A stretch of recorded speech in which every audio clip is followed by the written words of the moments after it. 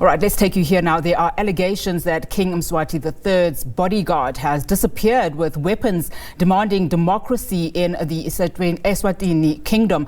It's been reported that Mswati refused to participate in a political dialogue as per recommendations by SADC Troika. The senior Correctional Services officer has also confirmed that he had resigned, adding that the weapons were handed over to the commander of Swaziland International Solidarity Forces. Eswatini has been plagued by protests calling for King Mswati to democratise that country. For more on this, we are now joined by the Swaziland news editor, Zweli Martin Dlamini. Thank you so much for your time. Talk to us about what is happening currently. You've been speaking to security officials who've essentially abandoned their posts. What have you garnered from them, and what are they telling you?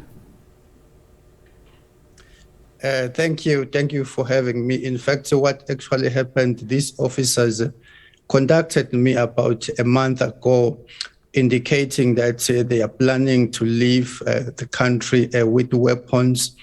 And thereafter, they eventually did that. They resigned from the Correctional Services, because the Correctional Services is one of Mswati's security forces. So now what is happening now, they are with the Swaziland International Solidarity Forces, and they are planning to intensify the calls for democratic reforms through underground means. Now, have you at all been able to speak to government officials just to get a sense from their side on this matter? Yes, we've been trying, but what you need to understand with regards to the situation in Swaziland, the security is deteriorating, and the government is trying very hard to downplay what is actually happening on the ground, because as you might be aware, SADC is now seized with the matter. SADC has resolved to send a panel of elders there to try and find solution to the ongoing political crisis. So what is happening on the ground, the government always try to downplay it as if the situation is normal. But the fact of the matter is that even the police and soldiers are divided as I'm speaking to you now. Now, of course, in my introduction, I said Eswatini has been plagued by protests, calling for King Mswati to democratise, that country. Talk to us about the political and the security situation currently now as we speak.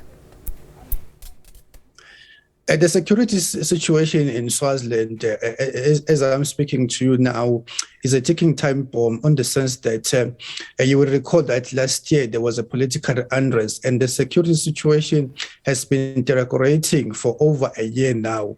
So now, just this weekend, the police held a meeting in Manzini in a place known as Caritas, where they were planning to down their tools because they are demanding salary increment. The government has been even fooling or neglecting its own security officers. That's why some of them now, they're saying, no, we want democracy because maybe our lives will be better in a new democratic dispensation. So with the security situation now in this at this stage, we might see a lot of violent conflict in Swaziland, but we're hoping that SADC will speed up the matter and resolve the political crisis in the country. And you mentioned that, a team representing SADC is expected to, make a few announcements and probably send a delegation to visit your country. Do we know at this stage who exactly will be representing and leading that team?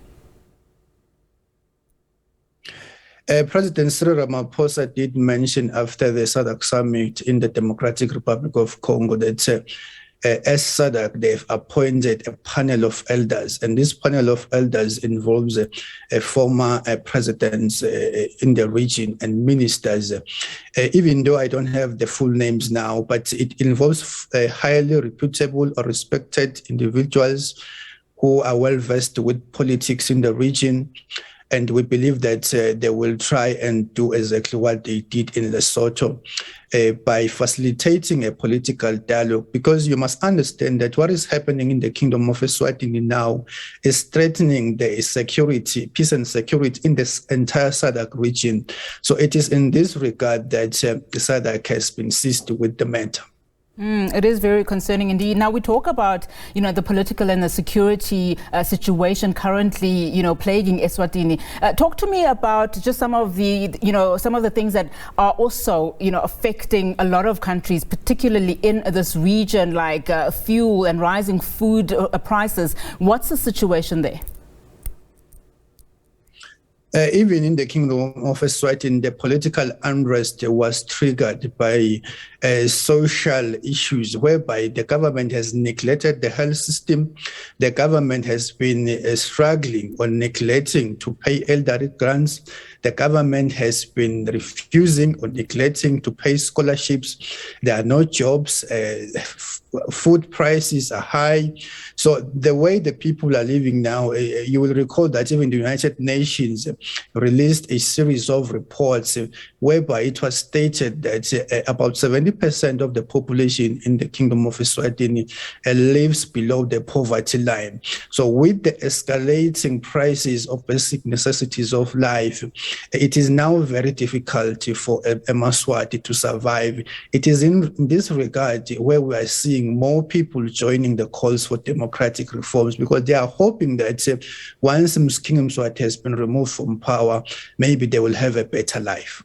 All right, Zweli, thank you so much for your time. That's where we have to leave it for this afternoon. Zweli Martin Dlamini, he's the Swaziland news editor, of course, speaking to us there with developments happening right there in Eswatini Kingdom, particularly allegations that King Mswati III's bodyguard has disappeared with weapons, demanding democracy in the Eswatini Kingdom. Now, our attempts, as you've heard also from Zweli, to get the Eswatini government's reaction were not successful.